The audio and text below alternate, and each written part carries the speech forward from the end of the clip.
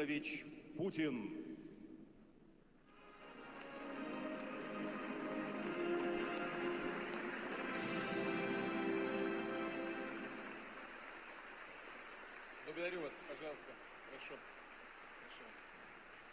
Citizens of Russia, citizens of the Donetsk and Lugansk People's Republics, residents of the Zaporizhzhia and Kherson regions, deputies of the State Duma, senators of the Russian Federation.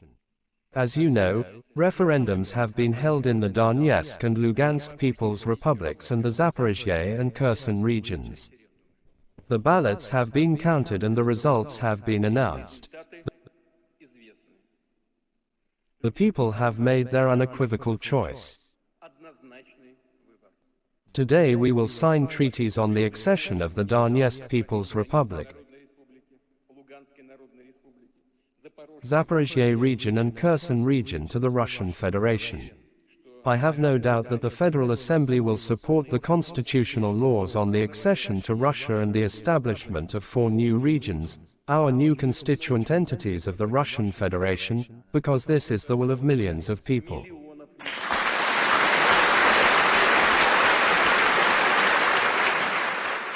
It is undoubtedly their right, an inalienable right, sealed in Article 1 of the UN Charter, which directly states the principle of equal rights and self-determination of peoples. I repeat, it is an inalienable right of the people. It is based on our historical affinity, and it is that right that led generations of our predecessors, those who built and defended Russia for centuries since the period of ancient Rus, to victory. Here in Novorossiya, Rumyantsev, Suvorov and Ushakov fought their battles, and Catherine the Great and Potyomkin founded new cities. Our grandfathers and great-grandfathers fought here to the bitter end during the Great Patriotic War. We will always remember the heroes of the Russian Spring, those who refused to accept the neo-Nazi coup d'état in Ukraine in 2014, all those who died for the right to speak their native language, to preserve their culture, traditions and religion, and for the very right to live.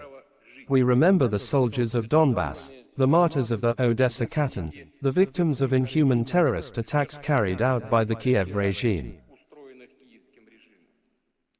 We commemorate volunteers and militiamen, civilians, children, women, senior citizens, Russians, Ukrainians, people of various nationalities. Popular leader of Donetsk Alexander Zakharchenko, military commanders Arsen Pavlov and Vladimir Joga, Olga Kachera and Alexei Mozgovoy, prosecutor of the Lugansk Republic Sergei Gorenko, paratrooper Nurmagomed Gadzi Magomedov and all our soldiers and officers who died a hero's death during the special military operation. They are heroes, heroes of great Russia. Please join me in a minute of silence to honor their memory.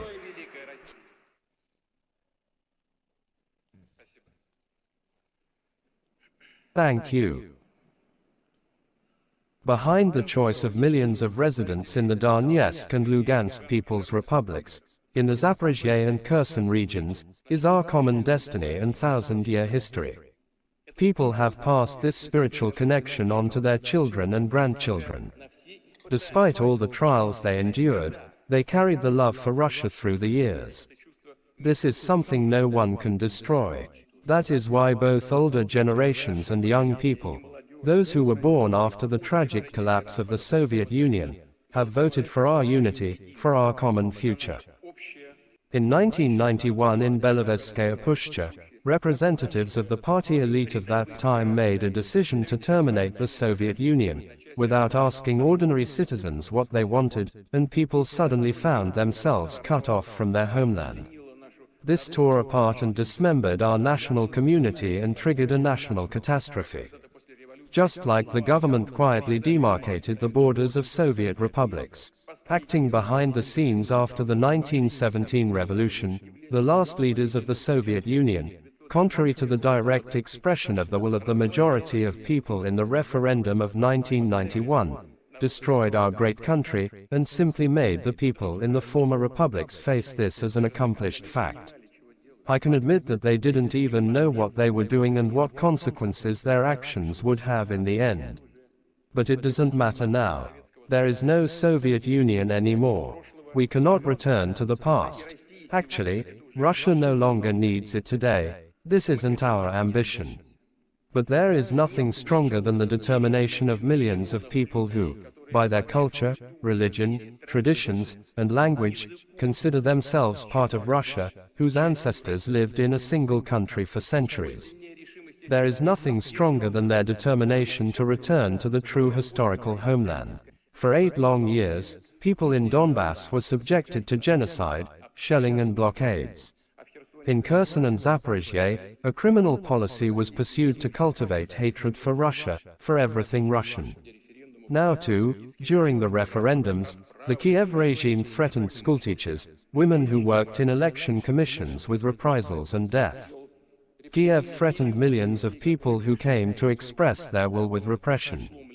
But the people of Donbass, Zaporizhzhia and Kherson weren't broken, and they had their say. I want the Kiev authorities and the true handlers in the West to hear me now, and I want everyone to remember this. The people living in Lugansk and Donetsk, in Kherson and Zaporizhzhia have become our citizens, forever.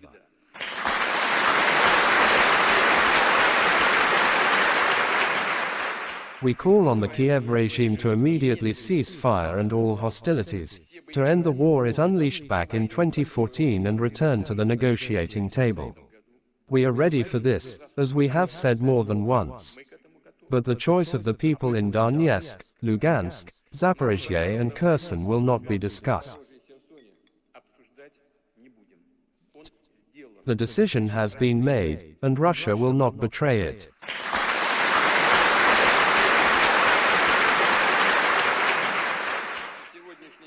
Kiev's current authorities should respect this free expression of the people's will. There is no other way. This is the only way to peace. We will defend our land with all the forces and resources we have, and we will do everything we can to ensure the safety of our people. This is the great liberating mission of our nation. We will definitely rebuild the destroyed cities and towns, the residential buildings, schools, hospitals, theaters and museums. We will restore and develop industrial enterprises, factories, infrastructure, as well as the social security, pension, healthcare and education systems. We will certainly work to improve the level of security.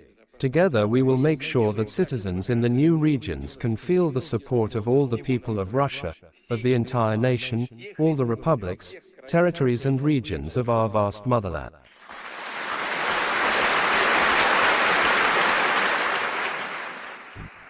Friends, colleagues, today I would like to address our soldiers and officers who are taking part in the special military operation, the fighters of Donbass and Novorossiya, those who went to military recruitment offices after receiving a call-up paper under the executive order on partial mobilization, and those who did this voluntarily, answering the call of their hearts. I would like to address the parents, wives and children, to tell them what our people are fighting for, what kind of enemy we are up against, and who is pushing the world into new wars and crises and deriving blood-stained benefits from this tragedy. Our compatriots, our brothers and sisters in Ukraine who are part of our united people have seen with their own eyes what the ruling class of the so-called West have prepared for humanity as a whole. They have dropped their masks and shown what they are really made of. When the Soviet Union collapsed, the West decided that the world and all of us would permanently accede to its dictates. In 1991, the West thought that Russia would never rise after such shocks and would fall to pieces on its own. This almost happened. We remember the horrible 1990s, hungry, cold and hopeless. But Russia remained standing, came alive, grew stronger and occupied its rightful place in the world. Meanwhile, the West continued and continues looking for another chance to strike a blow at us, to weaken and break up Russia, which they have always dreamed about, to divide our state and set our peoples against each other, and to condemn them to poverty and extinction. They cannot rest easy knowing that there is such a great country with this huge territory in the world, with its natural wealth, resources and people who cannot and will not do someone else's bidding.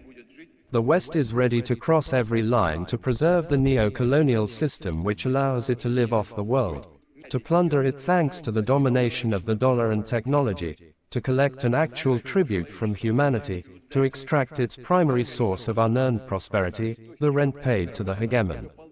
The preservation of this annuity is their main, real and absolutely self-serving motivation. This is why total desovereignization is in their interest. This explains their aggression towards independent states, traditional values and authentic cultures, their attempts to undermine international and integration processes, new global currencies and technological development centers they cannot control. It is critically important for them to force all countries to surrender their sovereignty to the United States. In certain countries, the ruling elites voluntarily agree to do this, voluntarily agree to become vassals. Others are bribed or intimidated. And if this does not work, they destroy entire states, leaving behind humanitarian disasters, devastation, ruins, millions of wrecked and mangled human lives, terrorist enclaves, social disaster zones, protectorates, colonies and semi-colonies. They don't care. All they care about is their own benefit. I want to underscore again that their insatiability and determination to preserve their unfettered dominance are the real causes of the hybrid war that the collective West is waging against Russia. They do not want us to be free. They want us to be a colony. They do not want equal cooperation. They want to loot. They do not want to see us a free society, but a mass of soulless slaves. They see our thought and our philosophy as a direct threat. That is why they target our philosophers for assassination. Our culture and art present a danger to them, so they are trying to ban them. Our development and prosperity are also a threat to them because competition is growing. They do not want or need Russia, but we do.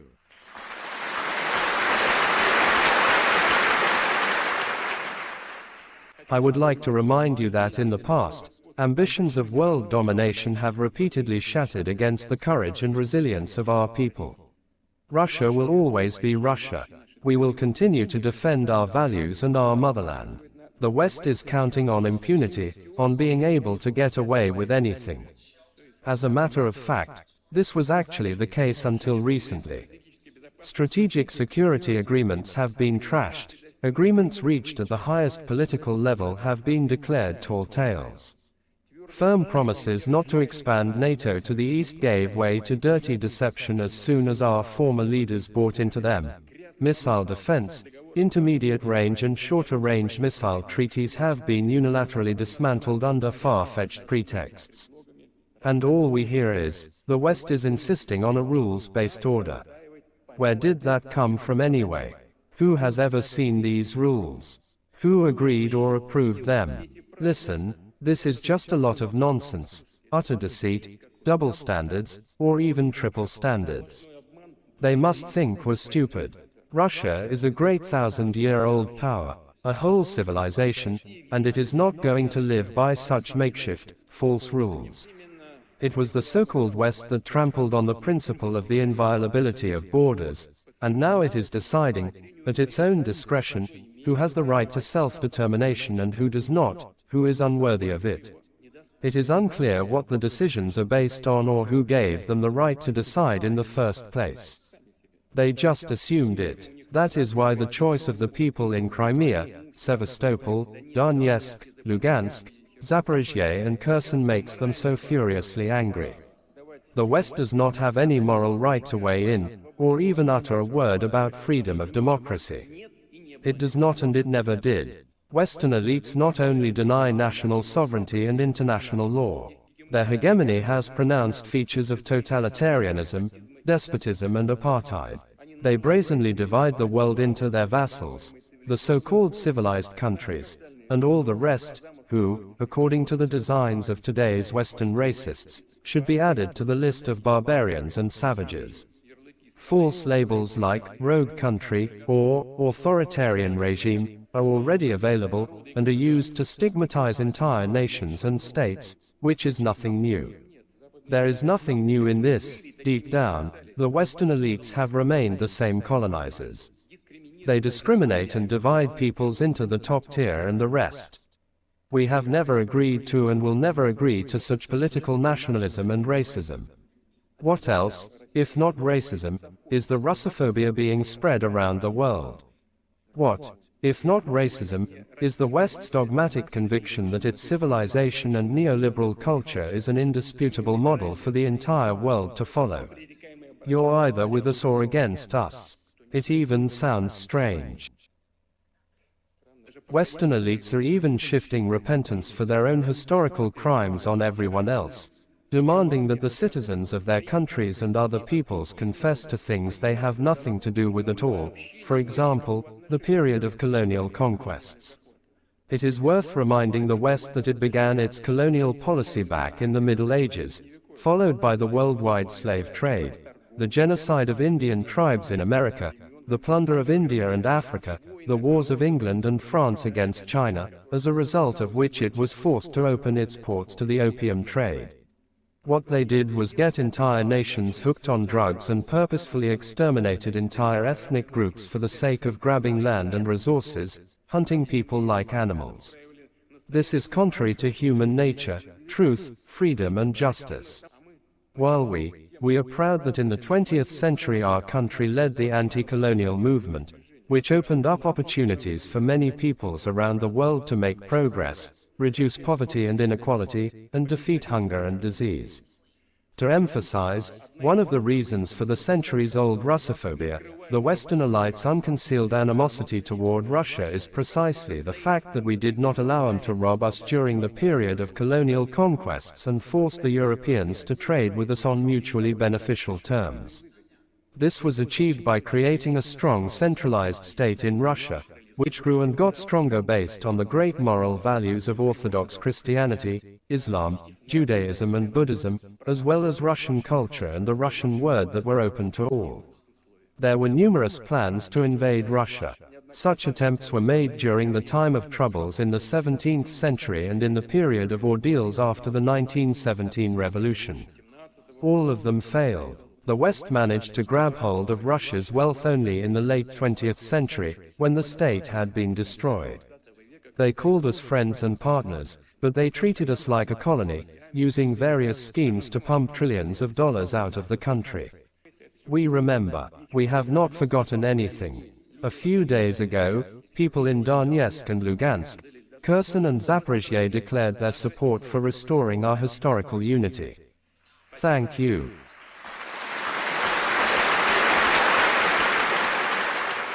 Western countries have been saying for centuries that they bring freedom and democracy to other nations. Nothing could be further from the truth. Instead of bringing democracy, they suppressed and exploited, and instead of giving freedom, they enslaved and oppressed. The unipolar world is inherently anti-democratic and unfree. It is false and hypocritical through and through.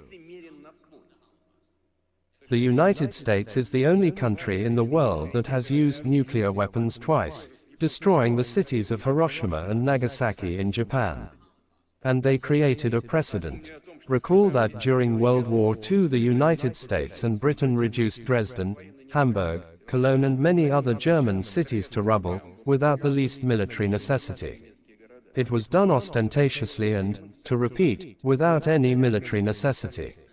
They had only one goal, as with the nuclear bombing of Japanese cities, to intimidate our country and the rest of the world. The United States left a deep scar in the memory of the people of Korea and Vietnam with their carpet bombings and use of napalm and chemical weapons. It actually continues to occupy Germany, Japan, the Republic of Korea and other countries, which they cynically refer to as equals and allies. Look now, what kind of alliance is that? The whole world knows that the top officials in these countries are being spied on and that their offices and homes are bugged. It is a disgrace for those who do this and for those who, like slaves, silently and meekly swallow this arrogant behavior. They call the orders and threats they make to their vassals Euro-Atlantic solidarity, and the creation of biological weapons and the use of human test subjects, including in Ukraine, noble medical research. It is their destructive policies, wars and plunder that have unleashed today's massive wave of migrants.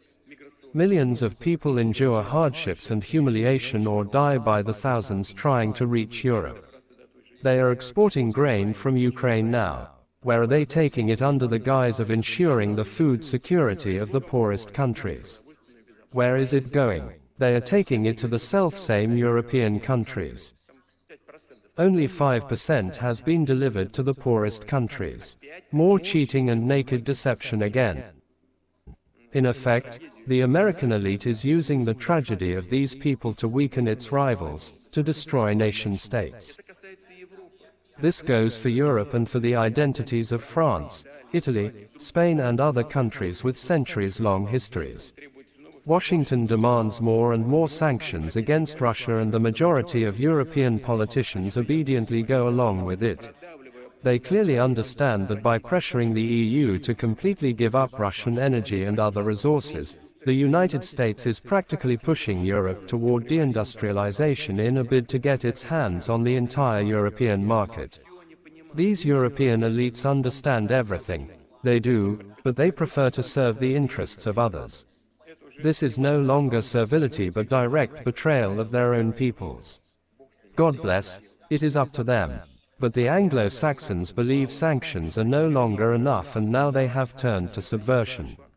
It seems incredible, but it is a fact. By causing explosions on Nord Stream's international gas pipelines passing along the bottom of the Baltic Sea, they have actually embarked on the destruction of Europe's entire energy infrastructure. It is clear to everyone who stands to gain.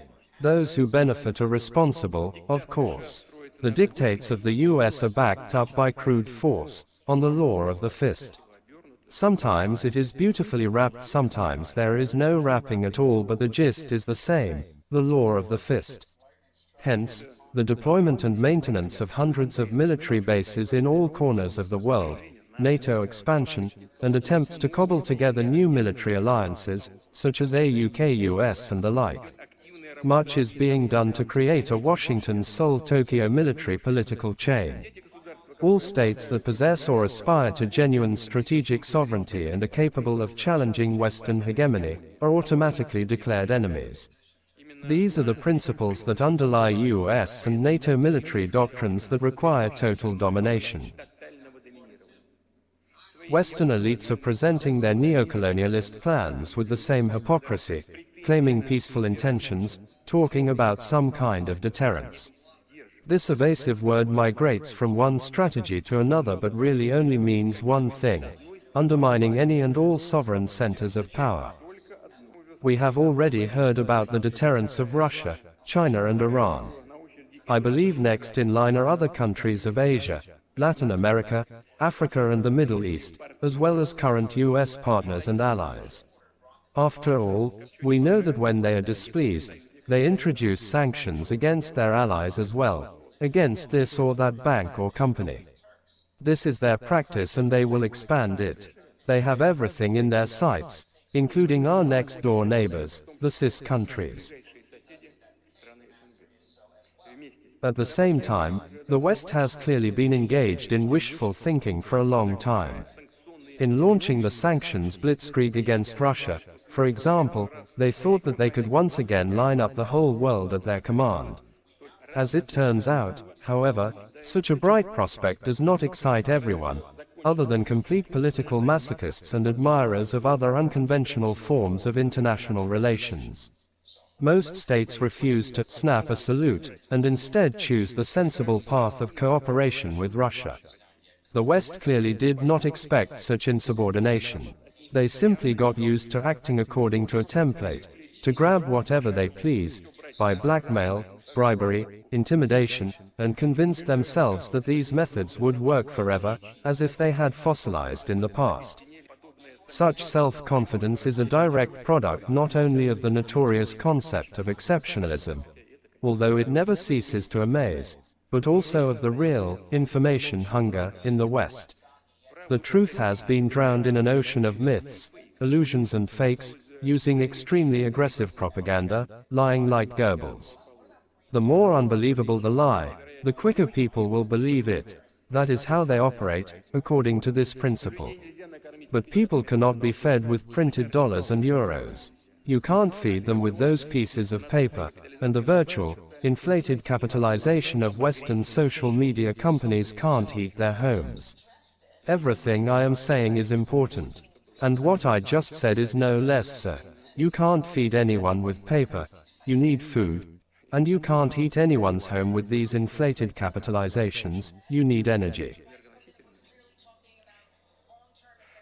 That is why politicians in Europe have to convince their fellow citizens to eat less, take a shower less often and dress warmer at home. And those who start asking fair questions like, why is that, in fact, are immediately declared enemies, extremists and radicals. They point back at Russia and say, that is the source of all your troubles. More lies. I want to make special note of the fact that there is every reason to believe that the Western elites are not going to look for constructive ways out of the global food and energy crisis that they and they alone are to blame for. As a result of their long-term policy, dating back long before our special military operation in Ukraine, in Donbass, they have no intention of solving the problems of injustice and inequality. I am afraid they would rather use other formulas they are more comfortable with. And here it is important to recall that the West bailed itself out of its early 20th century challenges with World War I. Profits from World War II helped the United States finally overcome the Great Depression and become the largest economy in the world, and to impose on the planet the power of the dollar as a global reserve currency. And the 1980s crisis, things came to a head in the 1980s again. The West emerged from it unscathed largely by appropriating the inheritance and resources of the collapsed and defunct Soviet Union. That's a fact. Now, in order to free itself from the latest web of challenges, they need to dismantle Russia as well as other states that choose a sovereign path of development, at all costs, to be able to further plunder other nations' wealth and use it to patch their own holes. If this does not happen, I cannot rule out that they will try to trigger a collapse of the entire system, and blame everything on that, or, God forbid, decide to use the old formula of economic growth through war. Russia is aware of its responsibility to the international community and will make every effort to ensure that cooler heads prevail. The current neocolonial model is ultimately doomed. This much is obvious. But I repeat that its real masters will cling to it to the end. They simply have nothing to offer the world except to maintain the same system of plundering and racketeering.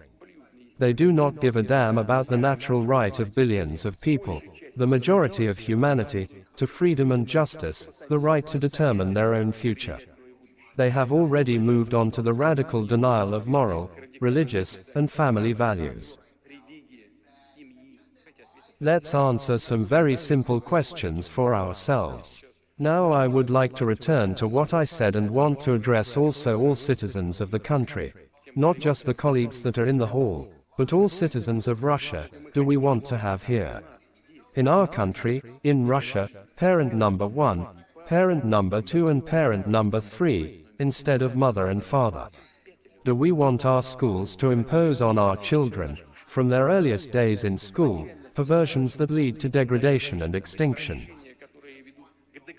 Do we want to drum into their heads the ideas that certain other genders exist along with women and men and to offer them gender reassignment surgery? Is that what we want for our country and our children? This is all unacceptable to us. We have a different future of our own.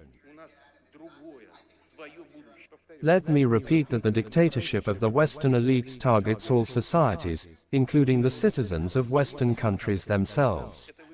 This is a challenge to all. This complete renunciation of what it means to be human, the overthrow of faith and traditional values, and the suppression of freedom are coming to resemble a religion in reverse, pure Satanism. Posing false messiahs, Jesus Christ said in the Sermon on the Mount, "By their fruits ye shall know them."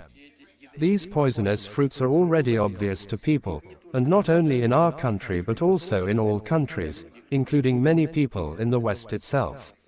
The world has entered a period of a fundamental, revolutionary transformation. New centers of power are emerging. They represent the majority of the international community. They are ready not only to declare their interests but also to protect them. They see in multipolarity an opportunity to strengthen their sovereignty, which means gaining genuine freedom, historical prospects, and the right to their own independent, creative and distinctive forms of development, to a harmonious process. As I have already said, we have many like-minded people in Europe and the United States, and we feel and see their support. An essentially emancipatory, anti-colonial movement against unipolar hegemony is taking shape in the most diverse countries and societies. Its power will only grow with time. It is this force that will determine our future geopolitical reality.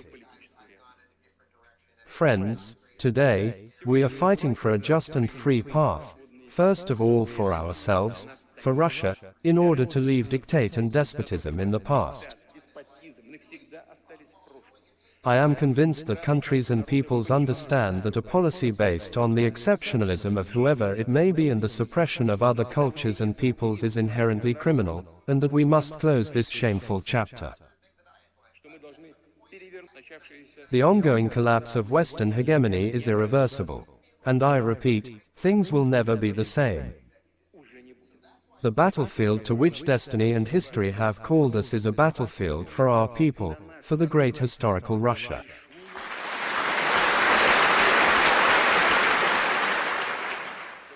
For the great historical Russia, for future generations, our children, grandchildren and great-grandchildren.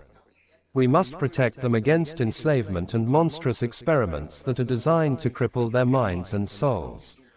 Today, we are fighting so that it would never occur to anyone that Russia, our people, our language, or our culture can be erased from history.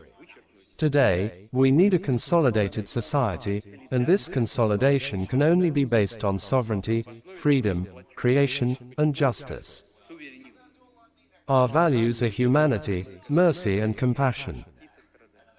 And I want to close with the words of a true patriot Ivan Ilyin. If I consider Russia my motherland, that means that I love as a Russian, contemplate and think, sing and speak as a Russian.